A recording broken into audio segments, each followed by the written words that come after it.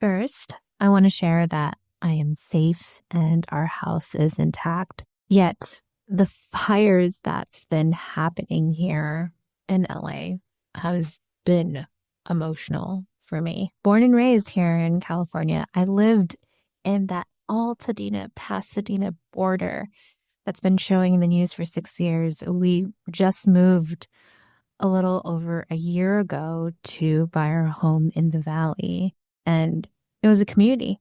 Cafe de Leches, where I got my coffee, it's gone. Altadena Country Club is where I did my client retreats and met up with clients. It's burned. I have friends who lost their homes. And these aren't just like a first or second degree of separation. By the way, they are personal friends I would have dinners with. And thankfully, yes, they are healthy and safe. And right now, as I'm recording this, I just finished a therapy session that wasn't intentionally scheduled because of what collectively happened. It just ironically happened. I meet with my therapist every other week, and it was so needed. And we talked a lot about protecting my peace and honoring my needs. And she was sharing with me that that's been a lot of the sessions that she's been doing with her other clients. So my intention of this podcast episode, it's different from others. Honestly, I'm selfishly doing this episode to process things, share what I'm doing to protect myself. And I know a lot of you will find this helpful because majority of you that listen to my podcast is from LA. And I knew I was going to be of disservice if I was just going to go back to business. And even if you are not from LA, I know this will benefit you because unfortunately, as humans, we all go through a moment of crisis, whether it's collective, like this past decade. Okay, can we talk about 2020? What the hell?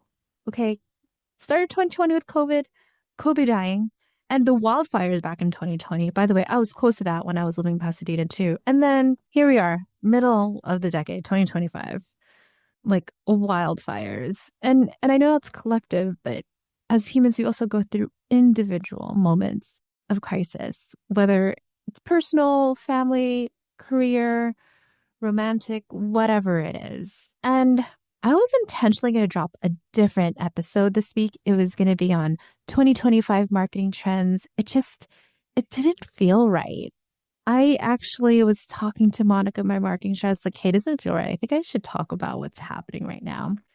And in the middle of my podcast, manager or editor who was editing that podcast, like, hey, I know you're in the middle of editing this, but this does not feel good to have this come out. We need to talk about what's been happening.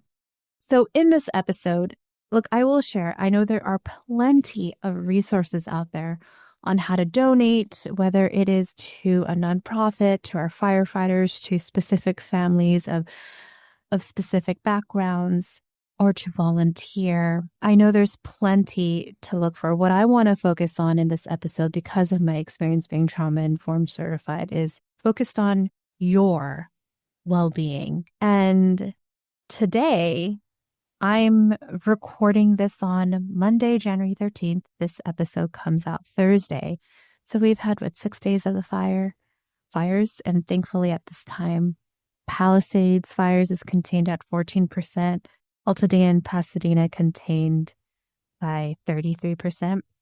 Also, I will say, even though I'm not close to any of the fires right now, you're going to hear me coughing a little bit. The air quality isn't that great.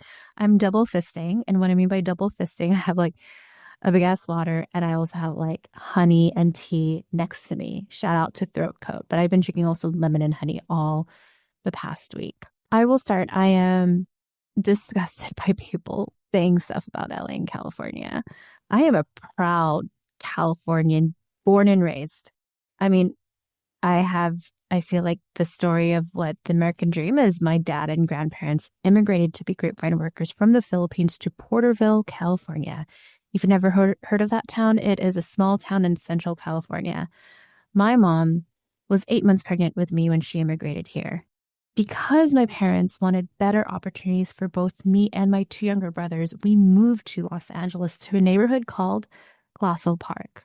And we lived there till 1998. I remember living in our 2-bedroom, 1-bath home. It was 6 of us. My grandma's living with us too. I went to sleep like lullabies, listening to gunshots in the background because of the gangs. It was so bad. Hearing cars getting broken into. My dad's truck got broken into. Our windows in our home was barred up. And then next to us, it was a sweet community. It was my 2 aunts. And then my cousins living with us. Very typical back then with immigrant families. I kind of miss that. I know that that's kind of like a different conversation, but isn't it ironic? We live in this American culture to be independent, do things on your own, yet childcare is so expensive. I know it ranges from anywhere to like 3 to 5K or even 8K a month. Yet, what if our parents had it right? Living next to each other, having our aunties and grandparents take care of our kids. I think my mom was saying how I had like 20 babysitters, and it wasn't like they paid them. It was this community where we were supporting one another. And sure, there wasn't payment, but it's like, hey, here's a box of grapes, or I'm going to cook for you.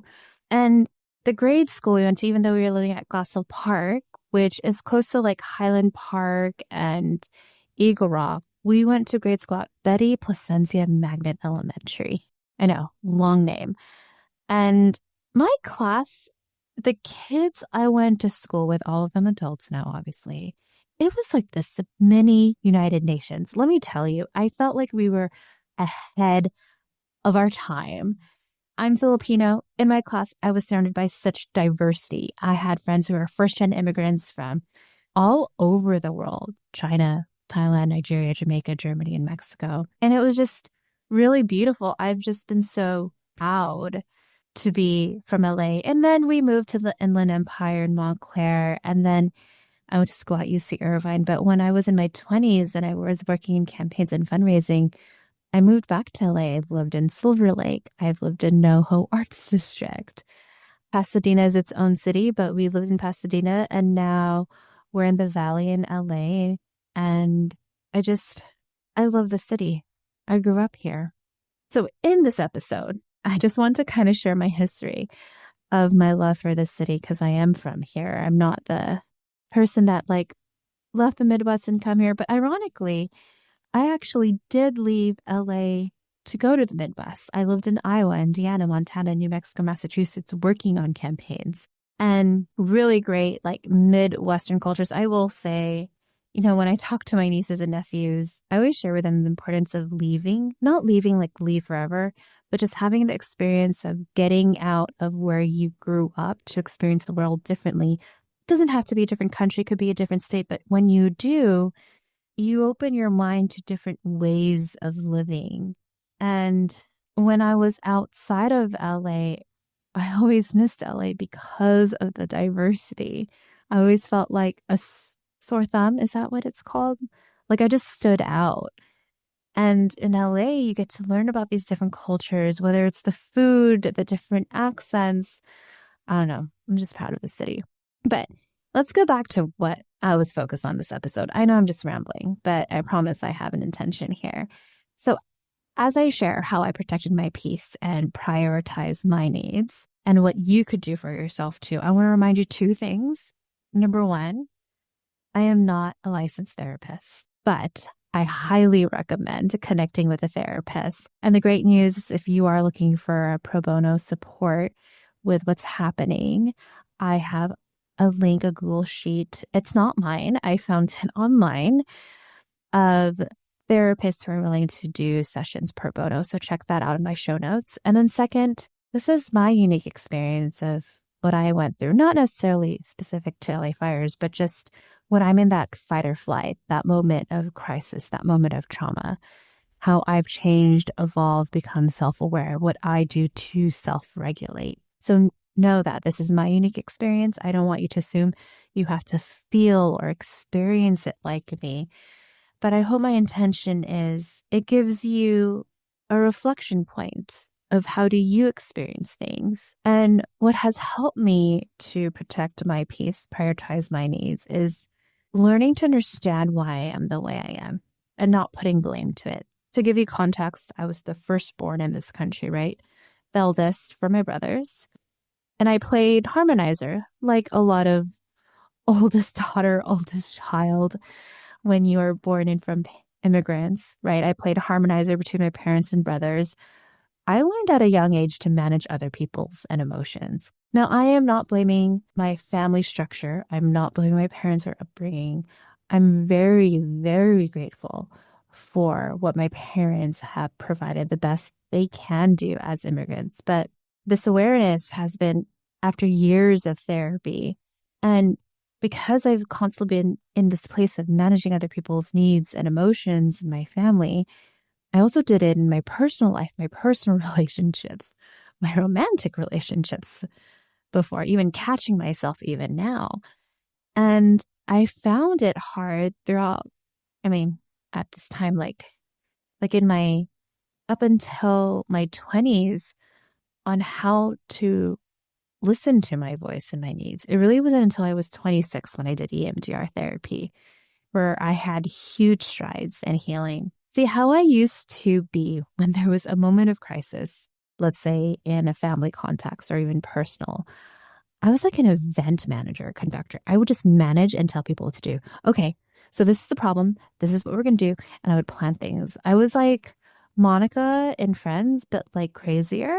And it was very controlling. Ugh, I feel gross even saying that and admitting it. But hey, like self-awareness is the first step, right? Second step is taking aligned action to it.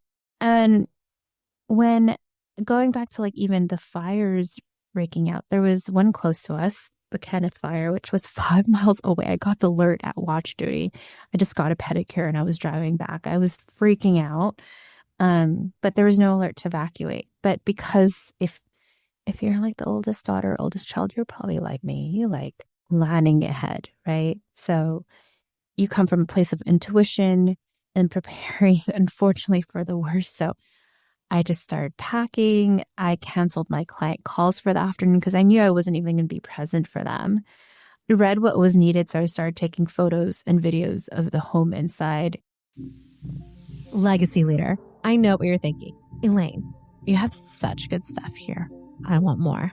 So if you want more tips and advice for your business, career, and life, sign up for my Gifts and Gifts newsletter at elainelu.com/join. That's JOIN. And here's 3 things you'll get when you join, because I'm like Santa Claus. I love giving. Number 1, funny gifts, because who doesn't love memes and pop culture references? This newsletter is so fetch. Number 2, receive actionable gifts. That's business, career, and life tips that you can start doing today. Third, the gift of me. Not only do you get my wins, but also my failures, my reflections. My Gifts and Gifts newsletter is like an up-to-date diary. Think Zynga or Life Journal for my fellow millennials, where I share vulnerable stories, relatable mistakes, and important life tips like what to watch on Netflix, like when's the next Bridgerton season. So if you're ready for those fun gifts and actionable gifts to create a more sustainable life, then join my newsletter at elainelu.com/join. That's JOIN. All right, let's get back to the episode. It was just interesting because I noticed for me, I was the one preparing and planning, but it wasn't so much the other person. And I was realizing, oh, I am dealing with this differently than someone else. Yet I had to learn to, how can I honor my voice? So it was interesting for me to communicate to my partner. I said calmly, hey, how I deal with moments of stress. And I said it in this tone too, which by the way, is such a huge improvement to like 10 or 15 years ago. So like calmly making sure I was breathing, of how I deal with moments of stress is I have to do things to prepare. So that's why I canceled the calls. I need to start packing. What do you need? And ironically, when I had that statement, that's when the false alarm of we had to evacuate happened. And then we're like panic mode and then had to pack. And then 30 minutes later, we got an alert. Hey, sorry, that evacuation was false. But during that 30 minutes, it felt so long because like I was like planning more. Called my parents, hey, we're going to be evacuating. I'm packing right now. It was interesting because I felt like me having the conversation, me being mindful of it and conscious, saying sentences like how I deal with moments of stress is I have to do things to prepare. What do you need? By the way, write down that statement if you ever are in a place of like, oh, I'm in a moment of crisis. I'm in a moment of fight or flight or stress. And a lot of us in LA were. I was in a mental, emotional gymnastics because old me wanted to yell. I caught myself wanting to be in fight mode. And I had to like coach myself, be like, okay, Lane, breathe, speak calmly. And it was just interesting having that reflection with my therapist. And I will give a shout out to my cousin because I knew, I'm going to have to tell my parents if I did really have to evacuate. I didn't have to, thankfully. And I told my cousin, hey, if I do have to evacuate, can you just communicate with my parents and our aunts and uncles? Because look, honestly, managing boomer Filipino aunts and uncles is a whole lot. And I knew my goal was, let me get out to evacuate safely if I need to. Like I said, the good news, I didn't have to, but shout out to my cousin where she was able to support me if I needed that. And I did want to reflect too. It was interesting because during this time when the fires did break out, the only time I contacted my parents was, hey, we might need to evacuate. And then I eventually told them 30 minutes later when we got the text that we don't need to anymore. That was the only time I spoke to them. And then when things finally calmed down, for me, I can't say that for everybody because I know people in different parts of LA, they also had to evacuate, like in Brentwood. I finally called my parents Sunday and they just asked how I was. And I said, good. It was just really stressful last week because I had to be on my phone. And my mom calmly said, I know. That's why I didn't call or text you. I knew if you needed me, you would call me. And my dad always listens to our conversations. And he replied, see, your mom is learning. And we were laughing, we were FaceTiming. And I was just like, it was kind of beautiful, that moment, having that conversation with my parents, because before, oh my God, my parents would call me, text me all the time. And I share that because as I was reflecting this situation with my therapist, I was like, wow, what a long way of how I've been able to communicate my needs and my boundaries to my parents. And it was just so healthy, and even healthy in how I communicated my needs of wanting to pack, wanting to take pictures, not having to force my partner to do it, but okay, this is what I'm going to do and express. This is what I need at this moment. Now, mind you, I'm not perfect. I think I remembered it was New Year's Eve. And we were doing karaoke, just friends of us, just friends. And we were supposed to, this was at one of my friends' homes, and we were supposed to watch the ball drop in New York, but we didn't get it on time. And I started yelling, oh my God, okay, when you do this. And then I caught myself wait, hold on. Oldest daughter syndrome came out. I'm really sorry. I'm gonna work on that. And then one of my friends took out her phone and then we watched the ball drop on her iPhone as opposed to the TV. So I share that because we're human, we're not perfect, but at least we are aware. And I know I share my story in this moment of crisis and how I set boundaries. So I want to go back to you because I've been talking about me the whole time. So my question to you is knowing that other people respond to triggers, fight or flight, crisis differently than you, how can you calmly communicate what you need to another person, whether a family member, a loved one, a partner, a child? And how can you acknowledge that this other person is different from what you would do? I can't answer that question, but I just want you to think about that. Don't assume that your way is the only way and the right way, because I will say, I have thought that many times. I will continue to think that. I'm not saying I'm right, but I catch myself wait, is this the only way? I can't think of it that way. And if you need further support, you're Elaine, I don't know how to answer that. I really don't know how to honor my voice. I have been managing other people's emotions, but I don't know what I need. Then I put a link in my show notes of therapists who are providing pro bono services if you are affected by the LA fires. You can look at that in my show notes. And if you want to look for one, I use Psychology Today to find one for myself. And you can use the different filters as well. So I realized I kind of flipped it. The first part of this podcast was about prioritizing my needs. Now, the second part is protecting my peace. And what I mean by that is, yes, I shared what I went through with the crisis. And mind you, this is what my therapist shared with me at the end of my session, because we're still unfortunately going through the fires, is I'm still processing it.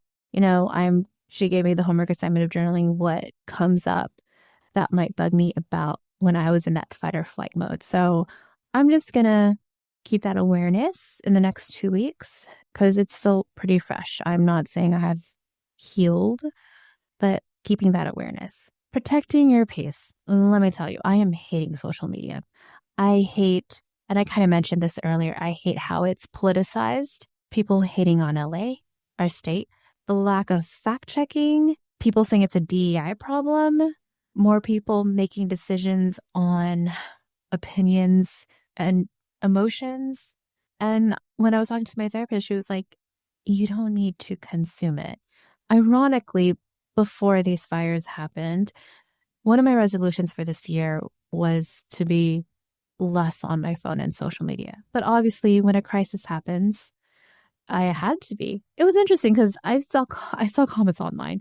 Well, to help you, just don't consume news. Well, it's easy to say when you're not personally affected by what may be happening in the world. And I had to be glued to the news to make sure there was no fire close to me, so I'm safe, because survival is first, and that my friends, family, and loved ones were safe.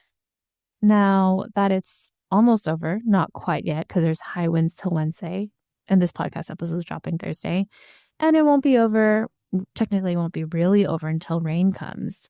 I am reminded that now that we're not, or at least for me, I will say for me, and it's a privilege for me to say this, is that now that I am personally not in a high crisis, I can choose what to consume. So right now, I only have the Watch Duty app being able to alert me for the fires because the winds are about to pick up to 70 miles per hour, which is insane.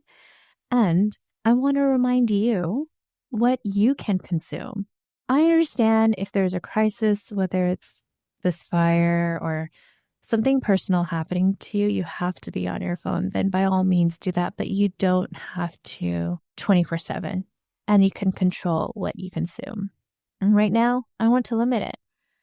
Am I saying turn off or delete social media? Not necessarily, although I do want to, but thinking about it. But I can go back to what I was doing originally. And I say this once again, because it's a privilege for me, because I didn't lose a home. I can go back to what I was doing before, which is not constantly doom scrolling on my phone. And it's interesting because when this year started and I tested putting my phone in the corner of my office, and as I'm working between breaks, it was like a drug. I'm like, where's my phone? It's insane how addicted we are to our phones.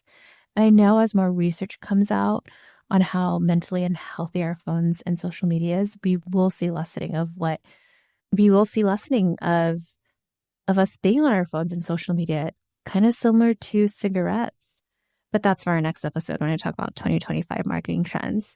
But it was interesting. I kind of caught myself in wanting to be in an not engagement, but like a conversation of someone saying something online, which I disagreed with because it was not fact checked and it was emotional. And I realized, wait, I don't need to put my energy in this.